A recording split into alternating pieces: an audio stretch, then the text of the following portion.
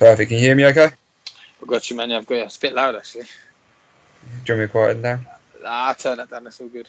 Alright then, mate. Sweet. Cool, guys. So I am here with the Cage Warriors middleweight champion, James Webb. James, how are you doing, my friend? Very good. Very good. I'm actually pretty tired. I've had a bit of a mad day, so Yeah. I'm tired right now. And I'm catching up on people's messages and all that from 2 weeks ago nearly, So I'm doing good, though. I'm doing good. Like, That's couldn't be any better, really. that's Honestly. quality, mate. How have these last couple of weeks changed since the big win? Actually, nothing's really changed, if I'm honest with you. Just I normally get flooded with messages after a fight anyway, and congrats. So I've just been trying to catch up and reply to people and get back to normal, really. If I'm honest with you, I'm trying to get back to normal here. So I'm back over in Dublin, so I'm back into training and teaching. But nothing's really changed, mate. Nothing. No, mate. The It's good to hear. goals are the same, So still going for it. Perfect, mate. So you beat Thomas Robertson by third round submission to claim the title. Out of all your victories at 6-1, every single victory has been stoppage, 5 Yeah. submissions, 1 KO. Do you go into every fight looking for the finish? Obviously, I know most fighters say I'm always looking for the finish, but is that just the be all end all? Do you empty the tank? Do you look to take him down, get the sub? Like, what's usually the game plan? I don't think I've emptied the tank yet. I have like a bit of a style which is it's quite wearing on people, especially if I get like pushing against people against the cage. Like in the third round, my coach was just telling me to just join my hands because I'm so strong in that over-under position. If I can join my hands, Thomas had to do a lot of work to try and pull me about, and his arms were getting they were drained. Like when it come to putting that choke on, I could feel he had no fight in his arm to even defend it, because I drained it. I personally think that, and it's the way I fought, but it's the way it's also been drilled into me that a decision's a draw. That is it. Like, three people around the outside of this ring has said that you won the fight, but I mean, if no one's submitted or been KO'd, have you really won the fight? Do you know what I mean? Like, you've only won the fight, like it's in that sort of time frame. If I had any sort of time frame right now, I still won them fights because I finished them guys. Whereas if it's like a decision, maybe the next round you'd have got KO'd yourself, So I always just see decisions as draws. If I decisioned and won, I'd be pretty disappointed in myself, I'm not saying that, that's not always, it's not, you shouldn't be disappointed in yourself, but that's just how I feel about it, It's like you can get injured in a fight and it changes the whole dynamic of the fight, anything can happen. But, personally, I think if you're looking, your aim should be to finish guys, and that's what my aim is constantly. Like I don't want to go in there and edge wins. I want to finish people. People notice that, So that's.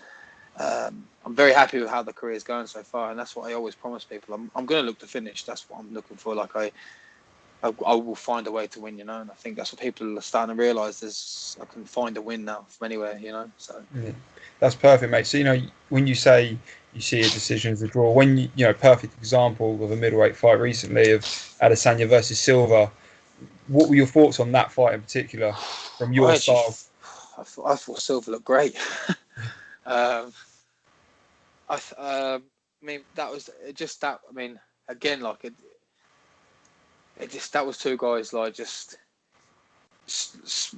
there was no one, like they both are very good at that stand up striking sort of like style, aren't they?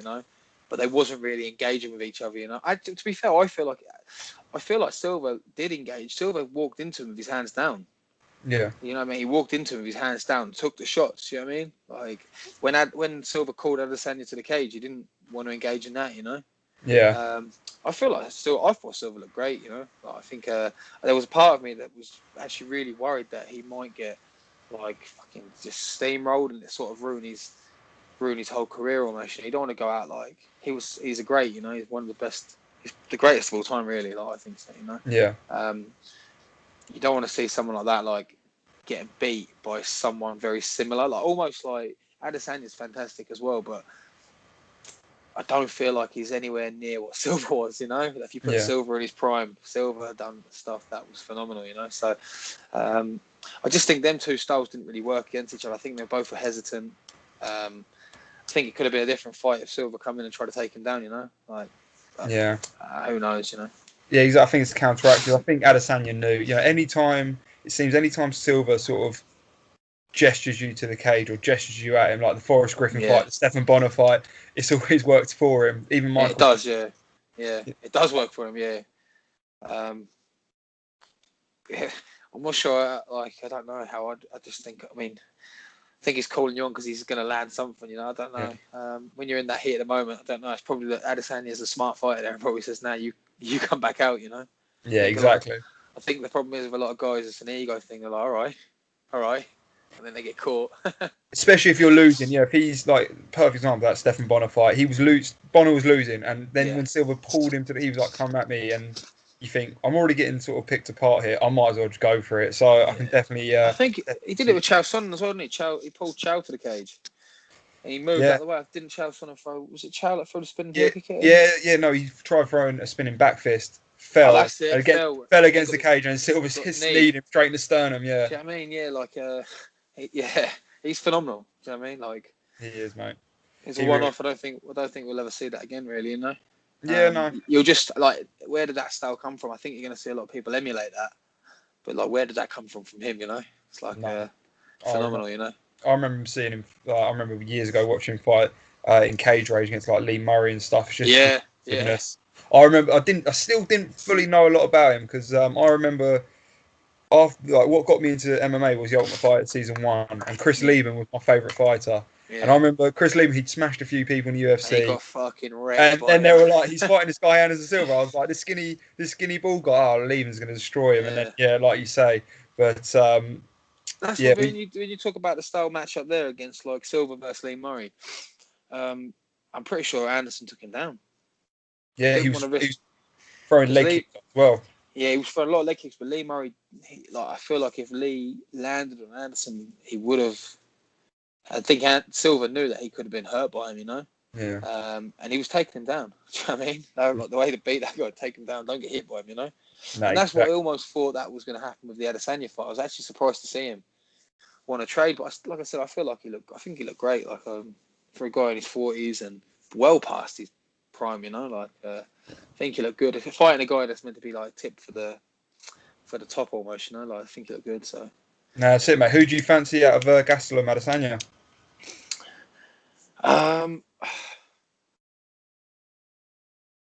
I think Gastelum beats him. So do I. I'm only saying that purely if you go on like the whole skill set. I think Adesanya he looks great if he can back him up, but I think Gastelum's going to come forward. Yeah. I think he's a good wrestler and he's got good jiu-jitsu. And I don't know what Adesanya's jiu-jitsu is like actually. No one does. Nah, I can see he's got some good hips.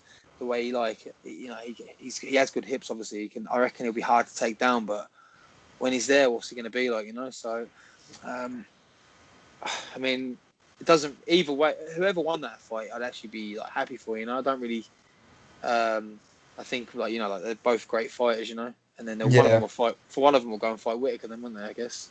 Well, that's it, mate. I think Whittaker beats them both actually. Again. Do you? Yeah, I think Whittaker does. Yeah, I think Whittaker beats them both. Yeah. I think Gastelum will beat Adesanya. I think he'll take him down and just try and maul him. But then I think Whittaker will beat Gastelum. Yeah. Yeah. Well, I think it'd be a closer. I think Gastelum Whittaker will be a closer fight. Yeah. Adesanya Whittaker. I'll give it that. Yeah, I do think it will be. But I was about to say literally it could go either way.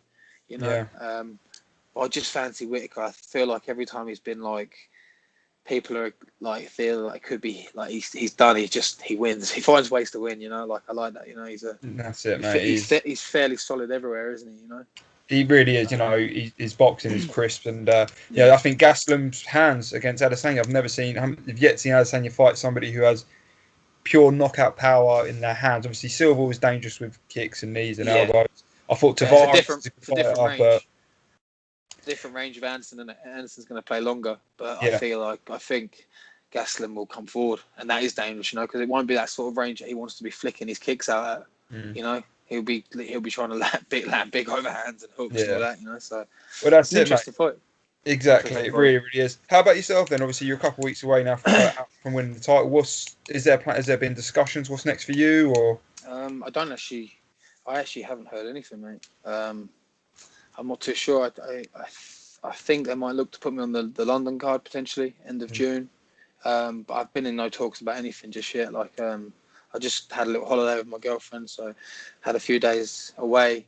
And then now I'm back. I had like a week off, and I'm back into the gym, and I'll just keep training. There's a load of guys that are getting ready to fight in the next few weeks, so I'll be helping them, and then I'll be just ticking over like I normally do, and then I'll step it up again for the last 8 weeks, But I mean, like I said, the opponent or when I'm fighting is never really the issue. I'm just always doing my thing, keeping going, and when it comes to fighting, I just make sure I show up, make sure I'm there. That's it. Yeah.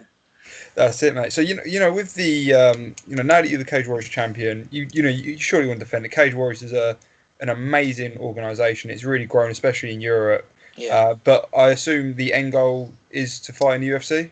Yeah, that's it for me. Yeah, I want to fight in the UFC. I believe that everyone starts out this journey at some point and says, "I want to fight in the UFC."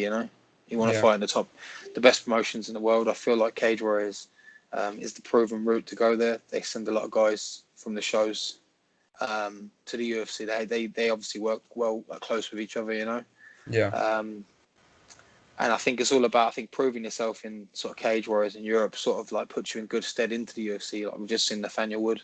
That's what I was going to say. Head there now, But there's been loads of guys, There's loads of guys that have been champions of the show, and they get to the UFC and they do well. Do you know what I mean? They do well because Cage Warriors is a show which is to me, I think it's one of the best shows. One of the best shows in the world, but it's the best show in Europe. But look at the fight cards. You don't see an unfair fight almost.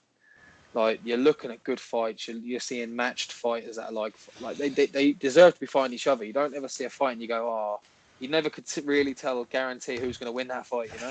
Yeah, it's 50-50 a lot. Yeah, it is. I feel like it's that's what I mean. When you get to if you do get to the UFC from Cage Warriors, because you're so battle tested, you're ready for that. You see Nathaniel Wood, he had some serious fights in Cage Warriors, and then he's now in the UFC and he's doing really well. He's battle tested. They've got him ready for it. So well, look at his last fight in Cage Warriors, his final fight in Cage Warriors. It was just who was that again? The one against Reed, was it? No, it was. No, it was just beautiful knockout though. It was. Was it the left hook, wasn't it? I'll make face behind it, didn't it? Yeah, it was just out of nowhere. Let's have a look. Yeah, it was. He sort of was heading backwards. But that's it. And then you also got Jack Marshman, who used to fight in Cage where he's on the London card. Exactly, he's fighting London. Yeah, like guys like that. Like Jack obviously was. He was a champion. He fought around as well. He fought in other promotions, but he'd been in Cage Warriors a long time. He was testing Cage Warriors, and they're doing well in the UFC. I think there's a lot of I feel like the European scene's really upped this game a little bit. And I feel like the best guys out of Europe can do well now in the UFC. They're not like, do you know what I mean? It used to be it's just the Americans really and the Brazilians. I feel like there's guys in Europe now that are up there. They're starting to shine almost. And I think it's because shows like Cage Warriors are putting on fucking serious cards. I couldn't believe the card I fought on. I love being the champion, but I was the main event of a serious card.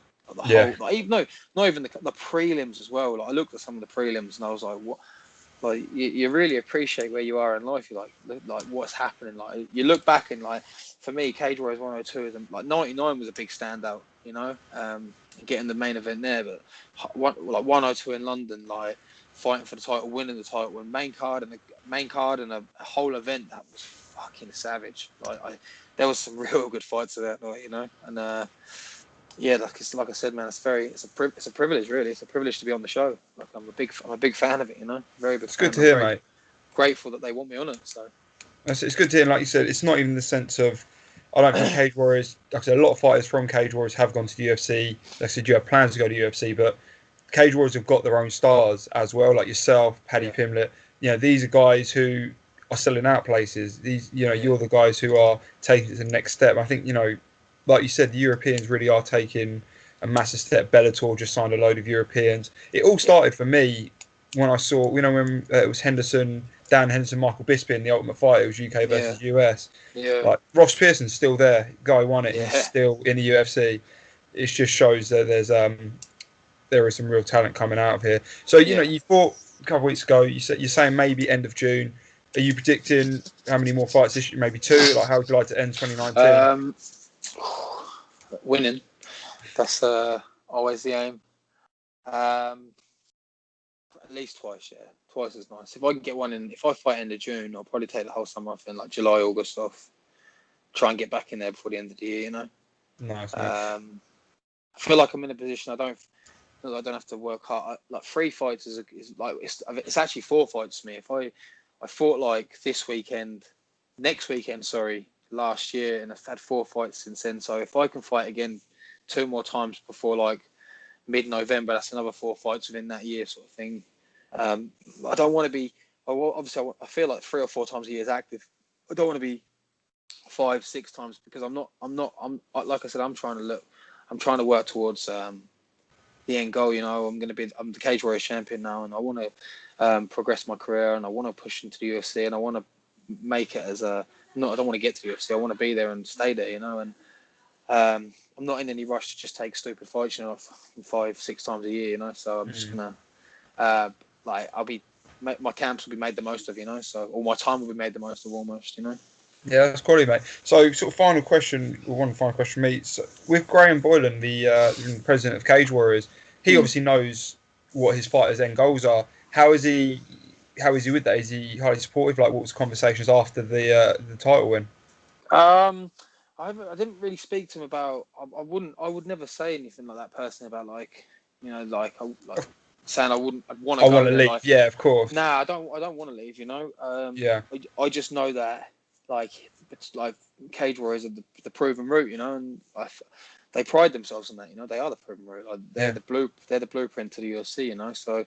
And like I said, like everyone starts off with that goal. Like I might not make it to the UFC, but no one starts off this career and doesn't want to fight in the UFC. It's like playing football as a kid. No one ever says they want to play in League One. They want to play in the Premier. They want to play in the Premier. I want to stay at Luton Town. I'm good at Luton Town. That's it. Do you know what I mean? Yeah, you always aim for the best. If you're not aiming for the best, then there's no point in doing it. Like I want to aim to fight in the best promotions in the world. I don't really give a shit about any fame. I don't really care about any money. Do you know what? I just want to create a little bit of a legacy for myself, and I'm the first guy from the southeast of England to have a world title.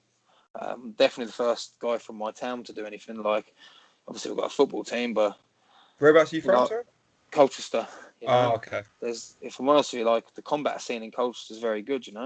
Doesn't get enough credit for it.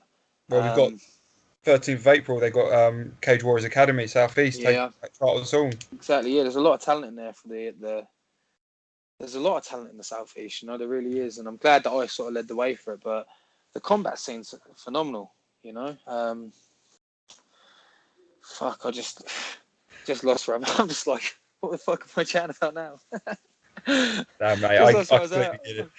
But I get it, it is growing. It is growing. Okay, mate, I don't want to take up much more of your time. I know you're busy. No, listen, I'm sound, mate, for a little bit. I've got to train at 8, but I'm sound. I know you got to shoot. I'm sound. But I've got one question for you. Graham is the sat, like, he's been nothing but great to me. Like, the whole Cage Warriors team have Graham in particular. Like, I never really spoke to him too much in depth, but I feel like I've got quite a good relationship with him. I have a lot of respect for him. He's always very nice to me. Very nice, and I know he manages fighters, and I'm, potentially that's something that that's what I'm looking at as well, like I'm happy for him to manage me, So. Well, that's it. I think what I really respect about Graham is you can sort of tell he's a fight fan as well. I think there's a lot of people out there that see MMA as a business, and of course it is a business now. It's growing massively, but a lot of people getting involved because they see maybe a bit of money, or they've seen the hype of maybe Connor or something like that. But you can tell Graham is a fan. He trains. He's a fan. He does train. Yeah, he's setting up another gym. Yeah, I saw that. It's not far from me actually, so I may have to go check that out. He's doing he is a fan. Do you know what I mean? And he's He's no nonsense too, which is great. You know, like you get that from him. There's no nonsense. You know, like you're on that show. You're on that show. If you go fight somewhere else, you're gone. Do you know what I mean? Like I like that about him. You know, like he doesn't care who you are really. Like no one's too big for the show. You know, Yeah. like I like that. You know, it is a great show. You know, like, like I said, like the culture show was a really big night for me. But I fucking love fighting in London. I love that the whole vibe and Yeah. everything about it, you know, like I say to Chris, my MMA coach all the time, like the production and the guys that work behind the scenes that you get to work with, they're all great, you know. So it's a pleasure to work with them, you know. Mate, that's It really is. brilliant. Look, mate, that is really good to hear, and I really do appreciate the time. I hopefully we can have a chat when we hear a bit of fight news for yourself. Yeah, yeah. But Anytime, honestly, again, I couldn't be more sorry about how my day turns out. no, So mate, it's don't just be been silly. fucking manic. Life So of the champion, James. Remember that, life of the yeah, champion. Yeah. that's it. It's tough for the top, eh? There you go.